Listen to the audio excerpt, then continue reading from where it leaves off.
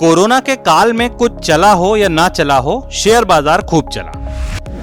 जयपुर के मालवीय नगर में रहने वाले राधेश्याम बंसल ने बीते 1.5 से 2 साल में खूब मुनाफा कूटा। पिछले 2 साल में उनके कई शेयरों ने 50 से 70% का रिटर्न दिया। यही नहीं, उन्होंने जिन म्यूचुअल फंड्स स्कीम्स में पैसा लगाया था उनमें भी शानदार बढ़त हुई। लेकिन अब राधेश्याम के माथे और बाजार दोनों पर चिंता की लकीरें उभर रही हैं। महंगी वैल्यूएशन, सस्ती पूंजी पर अंकुश और ब्याज दरों का बढ़ना, कई ऐसे समीकरण एक साथ बन रहे जिनकी वजह से बाजार ठिठक रहा है। राधेश्याम की नजर अब बजट पर है, क्योंकि बाजार को दिशा यहीं से मिलनी है। राधेश्याम की तरह तमाम निवेशक ये चाहते हैं कि सरकार ऐसा बजट लाए कि शेयर बाजार की तेजी को नजर ना लगे। साथ ही सरकार जो जमकर टैक्स लगा रही है, यहाँ कुछ राहत मिल जाए।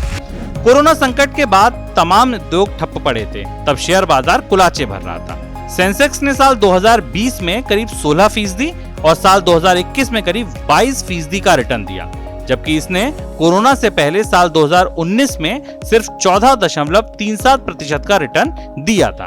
कोरोना काल के दौरान शेयर बाजार में निवेश करने वालों की संख्या तेजी से बढ़ी। शेयर बाजार में निवेश के लिए जरूरी डीमेट खातों की संख्या मार्च 2019 के 3.6 करोड़ से बढ़कर नवंबर 2021 तक 7.7 करोड़ पहुंच गई है। अभी कितना लगता है टैक्स? अभी शेयरों सहित कई सिक्योरिटीज के कारोबार पर 2 तरह का टैक्स लगता है, कैपिटल गेन टैक्स और सिक्योरिटी ट्रांजैक्शन टैक्स यानी STT। 1 साल से कम अवधि में किसी शेयर या इक्विटी म्यूचुअल फंड की यूनिट को बेचने पर 15% का short term capital gain tax लगता है। वहीं 1 साल से ज्यादा की अवधि में किसी शेयर या यूनिट को बेचने पर 10% का एक मुश्त long term capital gain tax लगता है। लेकिन ये तब लगता है जब कैपिटल गेन 1 लाख रुपए से ज्यादा हो, यानी 1 लाख से कम के कैपिटल गेन पर long term capital gain tax नहीं लगता। इसके अलावा हर बार शेयरों की खरीद बिक्री करने पर STT लगता है। ये शेयरों पर 0.001% से लेकर 0.125% तक है। इक्विटी म्यूचुअल फंड यूनिट की बिक्री पर 0.25% का टैक्स लगता है। शेयर बाजार में पिछले साल आई शानदार तेजी के बीच बहुत से छोटे निवेशकों ने जबरदस्त निवेश किया है। इसकी वजह से सरकार को भी अच्छा टैक्स कलेक्शन हासिल हुआ है। मौजूदा वित्त वर्ष यानी 21-22 के लिए सरकार ने STT से 12,500 करोड़ रुपए हासिल करने का लक्ष्य रखा था, जबकि 16 दिसंबर तक ही 17,329 करोड़ रुपए पहुंच गया। ये लक्ष्य से 40% ज्यादा है। यही नहीं, कोविड से पहले वाले वित्त वर्ष 2019-20 के STT कलेक्शन से 8,130 करोड़ रुपए ज्यादा है। साल 2018 से पहले शेयरों की बिक्री पर long term capital gain tax नहीं लगता था, लेकिन बजट 2018 में ये प्रावधान किया गया कि यदि किसी निवेशक को शेयरों यानी इक्विटी की बिक्री या इक्विटी आधारित म्यूचुअल फंड्स की यूनिट बेचने पर 1 लाख रुपए से ज्यादा का फायदा होता है तो उसे 10% का long term capital gains tax देना होगा। ये प्रावधान 1 अप्रैल 2018 से ही लागू है।